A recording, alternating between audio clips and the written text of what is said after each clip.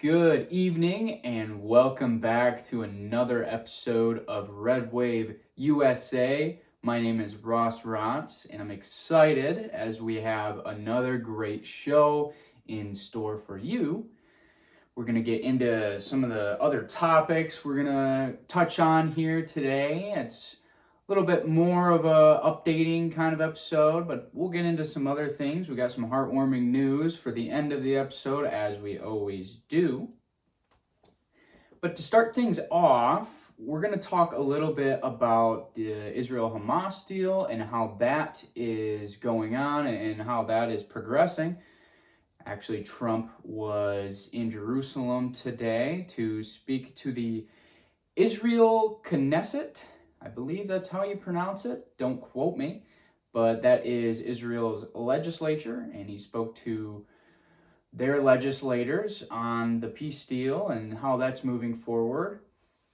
Anyways, we're also going to get into a little bit of an update on what's going on with the ICE protests and a little bit about what Vice President J.D. Vance had to say on a remedy for the protests that are getting out of hand and sometimes violent, right?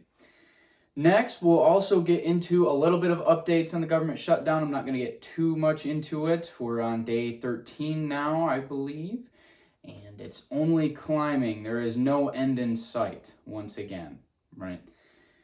We're also going to talk about a few other things, two little minor things. I have one local topic I'd like to discuss, and it has to do with Dearborn, Michigan, and what's going on there with the whole Islamic call to prayer, waking everybody up within a mile radius of their place of worship. We'll get into that a little more. And Charlie Kirk being posthumously presented the Presidential Medal of Freedom, the highest honor for a civilian in this country. I hope all of you had a wonderful weekend. Happy Monday, as happy as we can be on a Monday, right? But anyways, I'm excited for this show, and I hope you are too. Thank you.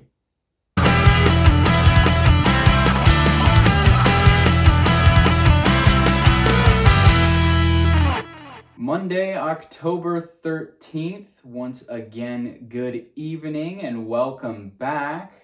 We're going to dive right into our first topic here, that being the Israel/Hamas peace deal, right? Just a couple days ago, Trump got this kind of into place, spoke with both sides, and came to an agreement on this. And again, we're still in phase one. We're still seeing the early developments of how this is going to work out and how we're going to progress through all this. But today, actually, we saw kind of the first phase really come into play. We saw hostages being returned to their respective countries and respective, people, in a sense. People being reunited with their families, really heartwarming to see there.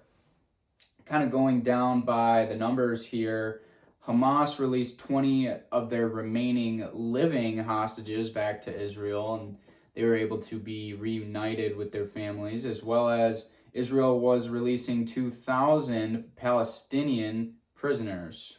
And that's just good to see that this first phase is really starting to, come into play. Obviously, when we first started this whole peace deal and phase one was agreed upon, it's always kind of up in the air whether the ball will actually get rolling and how quickly the ball will get rolling, right? But it seems we're really moving on this peace deal, right? We're already releasing hostages just, 2 days into this, I think.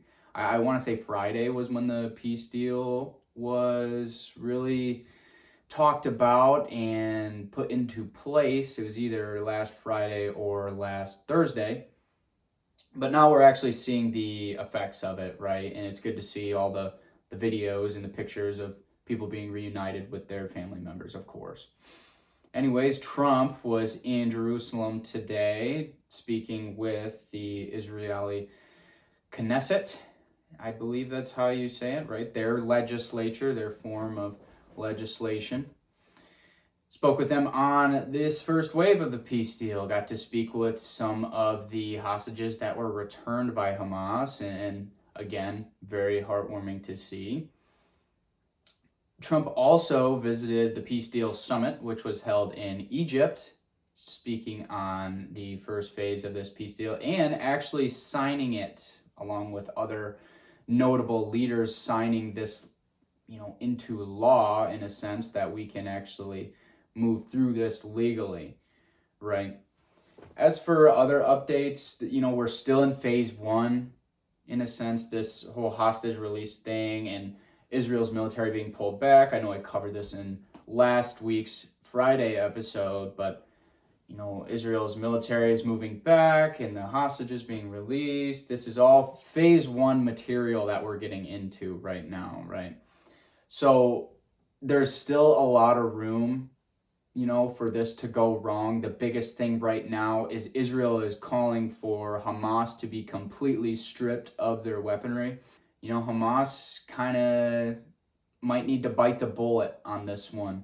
They obviously showed that they really couldn't be trusted in their first attack on Israel. So this is where we're going to see some divide, in a sense, right? Hamas is not going to give up their weapons. I know that for a fact. That's not going to happen. And if it will be in part.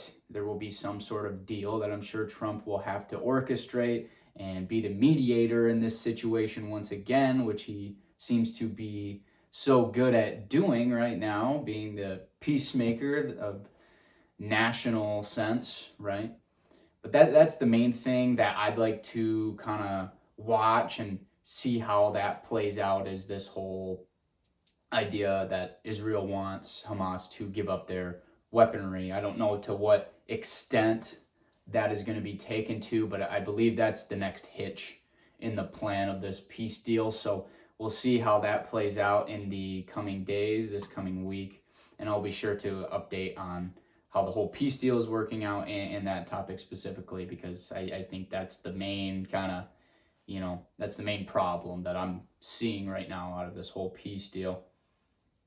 But, when Trump orchestrates a peace deal like this one, all is seeming to go back to normal. We're restoring this idea of peace, and it's starting to become a nationwide or, a worldwide thing where we're kind of coming together in a sense. But, at the end of the day, no matter what Trump does, people are going to not like it, specifically because they don't like Trump. And these people I'm referring to, obviously the left, right? People, or the Dems, still don't want to look at Trump as a peacemaker. They're saying that this peace deal will go no further than phase one, right? This peace deal will be in shambles within a week, right? And at least that's what Dems are hoping for, or more the radical left is hoping for, right? They don't want to see Trump succeed, and that's the only thing that they really care about. And that's sad. You see, again, all these heartwarming videos of families being reunited, right, on both sides. But they're not worried about that, right? And I say this as the radical left, the videos we see of the whole ICE thing and the protest there, and then, even the radical left of the whole Tylenol issue where they're downing Tylenol and to take a stand against Trump. These are the people that I'm mainly referring to. I know there are, well-established liberals that do things in a mostly peaceful way and maybe have a shred of common sense, right? But this radical left just does not want to see Trump succeed. That's their whole ideology. That's what they surround their whole political, thinking around, is Trump and what he does wrong and what he can do wrong and what will go wrong, right? That's the whole basis of their political venture, right? And that's just, it's sad to see that one man can really make you get that down in the dumps, right? Or make you focus your entire political ideologies, right? They're focusing it on one man. It's really sad to see. But anyways, one question that I ask liberals is, if we had a Kamala-run executive, right? If Kamala was president, or say Biden stayed in for his 2024 campaign, say he stuck it out somehow. I, again, wouldn't see how after the first debate it was pretty obvious that Biden wouldn't be moving forward in a political career, and for good reason. It was about time they let him rest. I mean, they used him as a puppet for how long, right? For those 4 years. But anyways, if Biden or Kamala was in office right now, do you think a peace deal would be going on? I don't. I really don't. Trump is an authority figure. And yeah, take my statement that he's an authority figure as, oh, he's a dictator, whatever. I don't care. He is here to lay down the law. You know what I mean? He has this presence of a strong force. And that's where countries kind of line up and they listen. You know, Israel and Hamas, they kind of sit here and listen to Trump because he is an authority figure. And he's not here to mess around.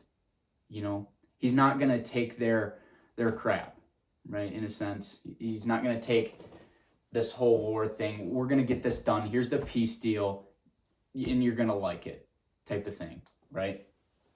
But obviously he is looking at both sides and making it, you know, worthwhile for both sides. But again, I ask, if we had Biden or Kamala in office right now, this would not be going on. We would not have a peace deal. If anything, in my mind, the war would only be ramping up. You know, I don't see peace from the left. And you have to give me good reason for not seeing that by the way they act on our own soil, right? The way they constantly want to divide.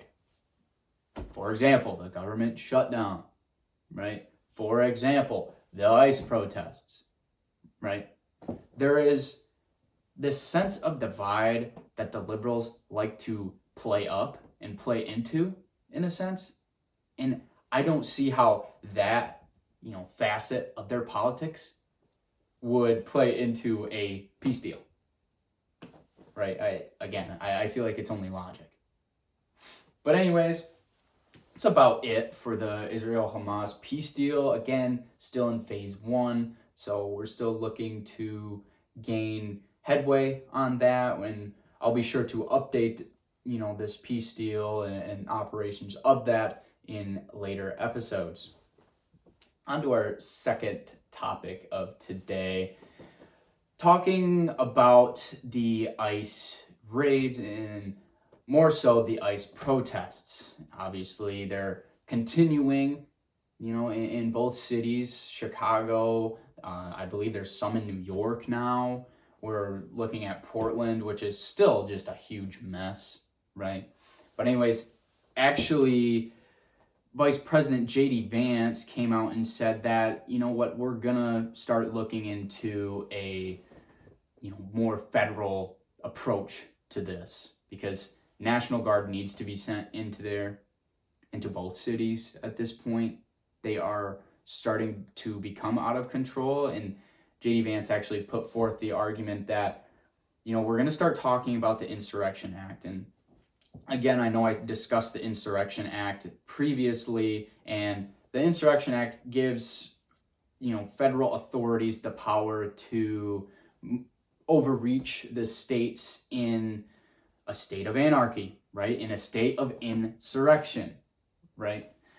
So that's what we're looking for. I believe Trump had previously talked about the Insurrection Act, and that's something that he could pull out, right? But J.D. Vance is now pushing this fact that we're going to use this act if this keeps going on, if these protests keep ramping up into violence as they have been, right? But how this whole Insurrection Act thing would work is basically the executive, i.e. President Trump, would say, listen, there's an insurrection going on in Portland. And let's break this down a little bit. Let's define insurrection, if you will, right? I have it pulled up here. A violent uprising against an authority of government. So we can put down ICE as the authority of government in this situation, and we can put down the violent uprising as the protesters, right? As these protests grow and they get more violent, it's almost obvious that the Insurrection Act could be put into play here. That's why J.D. Vance is now mentioning it, because, it's only getting worse. We could have done this from the beginning when they were blocking off cars and throwing things at the buildings and ramming the door with the stop sign, right? I know I showed photos of all this in the past, but this is where we're at. The Insurrection Act, it's really going to come into play. And I know the Democrats are really going to fight this and say that this is ridiculous. This is Trump being a dictator once again, using his power on the states, right? Okay. What is, again, I already defined insurrection, right? A violent uprising against a government authority, okay? And I know when January 6th happened, back in 2020, that was an insurrection, right? That was the word pasted all over every liberal news outlet. This Trump's insurrection against the United States, the violent insurrection in January 6th, and that was a huge, big deal, right? Okay, so now that we know what an insurrection is, right, liberals? You want to claim January 6th was an insurrection, a violent uprising. I don't think that was anywhere near the violence that we're seeing in these ICE protests that the far left is putting on. But anyways, you want to claim that as an insurrection? Well, guess what? We're going to claim this one as an insurrection because it is actually an insurrection. It's what we're seeing right now. So obviously there's going to be pushback from the left. There always is. There never will not be, sadly. But if you get into the argument with one of your liberal friends, co-workers, family members, take them back to January 6th and ask them to define what an insurrection is. Right? Violent uprising against the government authority. You guys claim January 6th was a Republican insurrection. Again, disagree with that. We're going to claim ICE protests are as well, because you guys have attacked government facilities. Right in the definition. Right? A little update from Chicago and their ICE protests and how that is playing out. The ICE facility has actually kind of constructed a fence, a big fence perimeter around their building, which obviously this is where the far left and Antifa has pushed us to, where we're having to protect government facilities from being disgraced and attacked, right? The whole attacks and destruction, rather, and anarchy that the far left, and Antifa is putting on at these ICE facilities. Yes, we need to kind of protect ourselves, right? Putting myself in ICE shoes here, you need to protect yourself. That's the whole idea of this fence being put up in Chicago. But can you take a wild guess at who has issue or who takes issue with ICE putting a fence around their facility to protect themselves? Shall we take a guess? Again, a strike from the far left, right? They claim that you are federalizing this, and this is, they're militarizing the ICE zones, right? They're militarizing their ICE facilities by putting a fence up to protect themselves. By putting a fence up to protect themselves from the military-like actions from the far left and Antifa, if you will. Maybe not military actions, but violent protests. We're protecting ourselves from you, right? You are the problem. You're the reason that we have to move in this direction, right? So you don't take issue to it because it's something that you caused, right? Anyways, that's about all the updates that I have from this whole ICE situation and the ICE protests. But we're starting to see finally some headway, right? Putting up the fence, protecting ourselves, and J.D. Vance and President Trump speaking on the Insurrection Act, right? But anyways, moving on. I'm going to update a little bit on the government shutdown. Again, it's still the same exact story every single day. Even, Speaker Johnson is coming out and saying, listen, we're in a path, we're going down a path that's going to lead to the longest government shutdown. Again, the longest government shutdown being that of 35 days. I believe that's the longest government shutdown, and that was the whole thing in Trump's first term when he really didn't have good personnel around him, right? Anyways, that was back in 2018 to 2019, I believe. That's when that whole thing went down, and that was about the border wall, right? Trump's whole campaign in 2016, or a huge part of it, was on the border wall. Again, illegal immigration, trying to stop it, trying to slow it down. But that whole government shutdown was over funding to build that wall, right? I know we were trying to get Mexico to pay for it for a while, and then that ended up not working out. And so we ended up having to fund a good majority of it. And the Dems, obviously, once again, wanting the illegal immigrants to pour through our borders, voted against that. And we shut down the government for 35 days. And then you know what we did as conservatives? You know what we did as the mature Republicans that we are? The mature Republican legislature, how we are? We made a deal. We came to the table and we compromised. That's what government is. You compromise. That's what happens when you have this two-party main system, right? You come to the table and you talk about things. And we did. We made a compromise for, granted, less funding, and it wasn't for the entire border, but we got a portion of it, right? We got a part of it. And we sat there and we compromised with the left. But you know what the left is not willing to do in the year of 2025? Compromise. They don't want to sit at the table and compromise with us. But again, this isn't some section of the border wall that we want to put up, right? Something that we'd be willing to compromise on. No, this is wasting money on illegal immigrants. Right? And I won't get too much into that. I know I already have absolutely murdered that topic, right? But this isn't, as much as I'd love to sit here and compromise on it, and we can try and work something out, but this is not something we can compromise. This is something that the left needs to come to us with a compromise. Right? And it's not going to be a good compromise for them because this isn't something we're going to allow. But this is the trend with the left. This is this whole trend with the left on illegal immigration. It's their biggest topic.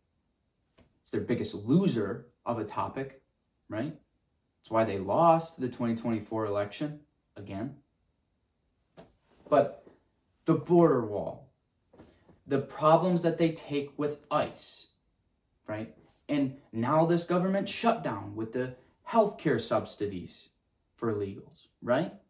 It all stems back to illegal immigrants. And again, I come back to, why are you so adamant on illegal immigration? I am all for legal immigration. I am overjoyed that you would like to come to the best country in the world. And it makes sense why you would want to. I understand that. Do it legally. And I understand the process is a long one and a rather tough one, but by golly, is it worth it?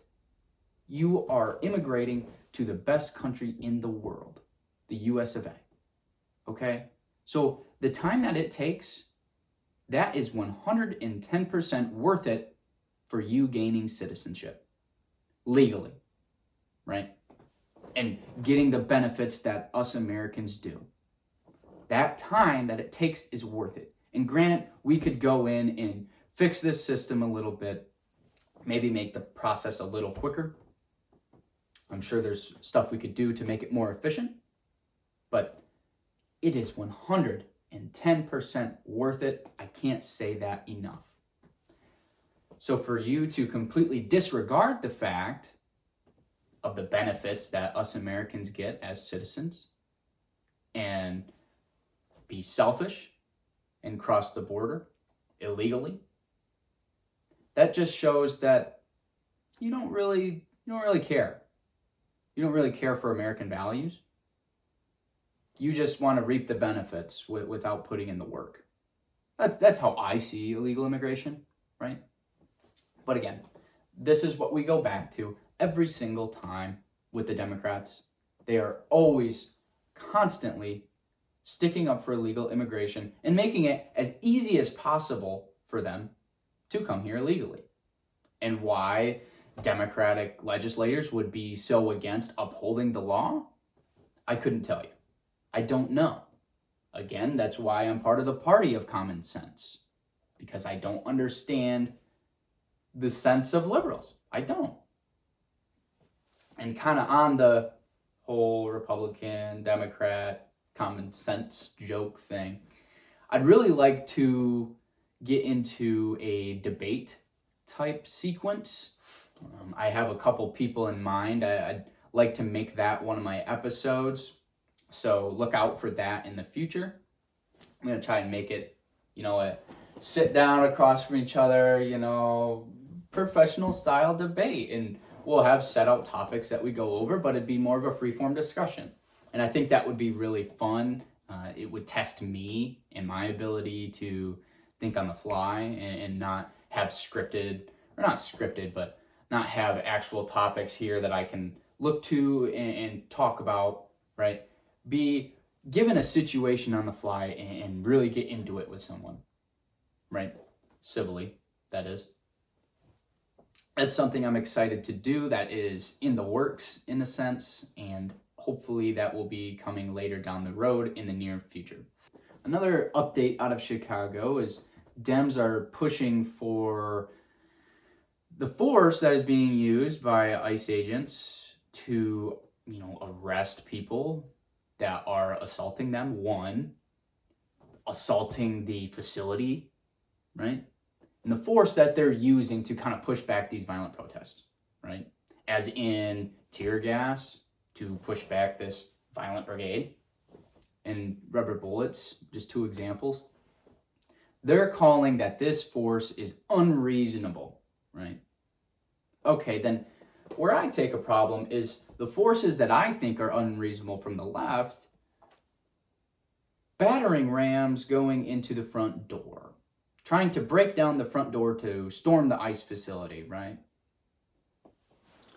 Throwing things at the ICE facility. I know there's various reports on what they're actually throwing, so I'll stick to just throwing objects, right? But just absolutely destroying the ICE facility, right? And just being violent in general. This is the force you're going to be met with. I don't know what else you think would happen, but that's where we stand, You're going to be met when you push force on government authority that is there to do a job for this country that greatly needs it. You're going to be met with the same force. Tit for tat, right? Again, don't understand it. It's a common sense debate, An eye for an eye, in a sense. You come at me, I'm coming right back at you.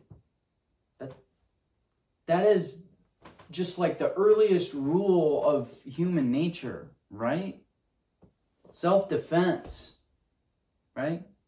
I don't think it gets any more simple than that. But anyways, they're calling that the force that they're using against the protesters, and granted, yeah, there probably are some peaceful protesters that are getting caught in this. I understand that. But you are supporting it.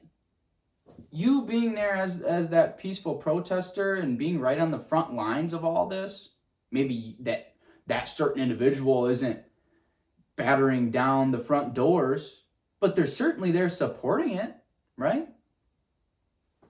If you don't want to be a part of this whole Antifa and radical left insurrection on the government ICE facility, take a step back. Do your peaceful protests on the sideline. If stuff is getting too violent, like if it was me, if the right was doing these violent protests, I'm not down in the middle of all this crap. I'm not at these front lines where these Antifa protesters are just absolutely destroying facilities. I'm not part of that. I don't associate with that. I'm there to protest for a cause, right? And you do it peacefully because it is your right. Don't associate yourselves with this violent behavior then. If you don't want to be caught in the crossfire. It's as simple as that, right? The last couple topics that we have for today's show, I wanted to talk about something a little more local. Out of Dearborn, Michigan, residents are being woken up to the Islamic call to prayer, right? Muslims have this call to prayer in their religion that it's broadcasted over loudspeakers, right? And I guess residents are reporting that this can be heard a mile to 2 miles away from their place of worship. Obviously, this is an issue. If I'm waking up in the morning to this, I don't know really what it is. It's kind of like a foreign song type of, I don't want to say it because I'm going to get really ridiculed for it, but I don't know that religion. I don't know really anything about the Islam religion, right? Or Muslims' traditions or their religion. I don't know much about it, but from what I've heard, it's kind of like a yodeling, moaning thing, singing kind of call to prayer type thing. If I'm getting woken up by that and I'm living in the US, I'm just kind of sitting there wondering, right? Obviously, that would upset me as well. And the citizens are taking issue with this. They've brought it to the city council and, hey, this violates noise ordinances that any other person, if they were doing the same thing, if I have a loudspeaker and I'm playing YMCA and doing the Trump dance in my front yard at 5:30 in the morning for 5 minutes on time and 5 minutes on excess, obviously people are going to take issue with that, right? If you can hear my YMCA song from 2 miles away on a loudspeaker, obviously there's going to be issues, right? I got, taking it back to a more personal thing, up at college, we had a house and we were having a nice cookout, nice fish fry, if you will, playing our music on a speaker. I had it about, half volume, and we got the cops called on us for that, right? In a college town. But no, we're just gonna let you guys do that, right? I don't. It doesn't make sense to me. Again, and I know there are some things being done, and there's a petition that has been raised and got multiple signatures now, but it doesn't help that the Dearborn mayor is in support of all this, right? The Dearborn mayor is calling people Islamophobes. I believe that's the term he's using, and racists for not allowing this loudspeaker to go on and on and on. Here is my stance on this, I guess. You come to America to enjoy the freedoms that we have. One of those freedoms being the freedom of religion. That's absolutely fine. I'm all for diversity. Practice your religion. But you do that in your place of worship. And you don't push it on other people. Maybe not push it on other people. Maybe that's a wrong way of saying it, but force it. That's the better term. You don't force it on other people. I understand as Christians we do preach the word of God and we do try and inform people on the Lord and bring people closer to the Lord. I understand that. I understand we are missionaries. I get that. But this is a little kind of past that. You're crossing the line here. You know, especially when you have a whole community that's coming to the city council that's sick of it, right? And they are saying it's fine. Practice your religion. It's what this country's for. We have the freedom of religion, right? Do that in your place of worship. Like I do not every Sunday, again, trying to get better on this, but like all Christians do in Catholics, go to church every Sunday, worship your Lord at your place of worship, right? How hard is that? But no, we need to be so loud in the way we do things. I don't really get it, but enough on that. Let's get to a little more good news to end off our show, right? And that is, as it is Monday night, tomorrow, Charlie Kirk, posthumously of course, will be receiving the Presidential Medal of Honor, that being the highest civilian honor a citizen of USA can receive. And this is just, it's going to be a really surreal moment. It's going to be a very heartwarming moment. And it's going to be a really rather sad moment, you know? You know how excited he would have been to receive something like this living? He loved visiting President Trump. He loved to be around the Republican legislature. He was a big advocate for conservative media, obviously. But I love that Trump is doing this. But obviously, when something good happens on the right, something as in a memorial, right, you could call this, who do you think is going to take issue with it? I almost guarantee it. And you know why I kind of guarantee this whole thing? Is because the liberals have given me no choice. They've given me no choice, right? What did we see when Charlie Kirk was assassinated? Obviously not from every liberal, but what did we see on all over social media? It was the biggest story days after his death. Liberals celebrating.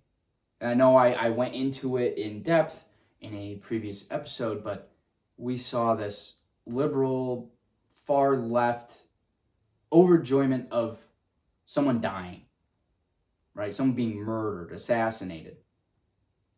I guarantee that tomorrow, when Charlie Kirk posthumously is given and presented with the Presidential Medal of Freedom, they're going to take issue with it. I can't believe they'd give a racist. I can't believe they'd give someone like Charlie Kirk this, someone that spewed hate, this Presidential Medal of Freedom. There's going to be countless videos on social media. Don't pay attention to them. Don't give them the light of day. Again, obviously, it really upset me to see that after he was assassinated, but I'm tired of it. I'm not going to give him the light of day. I'm not going to give him a reaction. You know, a couple that I find funny, I might put in a later episode just so we can sit here and laugh at it. That might be something that I do. But just don't even give him the time of day. It's not worth it. You know we're going to see it. It's real obvious. We know how they react in times like this. They've proven it time and time again. But anyways, I'm very excited to watch that tomorrow, and you should be too. I hope you tune into that. It's going to be really quite the moment. Really no words I have to describe that other than it's going to be a real surreal moment. But that's kind of the extent of our great show tonight, right? I want to thank you for the continued support. I'm trying to put out more of those shorts, as those seem to be the real attention grabbers, right? And I'm kind of converting to less lengthy episodes, as it's really tough to sit down and watch. I understand, sit down and watch a hour-long episode about somebody spewing off on politics. You just want me to get to the point. I understand that. I get that, but That's what I do. I go off on tangents. This is something I'm really passionate about. I like speaking on this, you know, and that's what you do when you're passionate about something. You chase it and you ask those questions, you know. But anyways, thank you as a viewer and subscribers that we have. I know we have a good amount of viewership on the shorts. I know we have a good amount of viewership on the actual videos that I put out, and the support is really what keeps me going. So please subscribe, like. I know that's really cliche to say, you know, the whole like and subscribe thing, but it really does. You know, obviously right now as a small creator, it really doesn't do much other than give me the support to keep going on this and really put in as much effort as I can when I see that, you know, it's getting received by my viewers and you guys are enjoying the content, right? That's really what keeps me going. But again, you know how we always end off these episodes. I couldn't be more proud to be a conservative, and you need to stay proud to be a conservative, right? Proud to be a Republican, part of the GOP. So anyways, I want to thank you one last time for tuning in today. I will be back soon. I'm not sure when. I have kind of a busy week this week, so I'm going to try and get the episodes up and recorded. Again, be patient with me. This is kind of something I'm doing on the side, so. But anyways, conservatives, stay proud to be that way.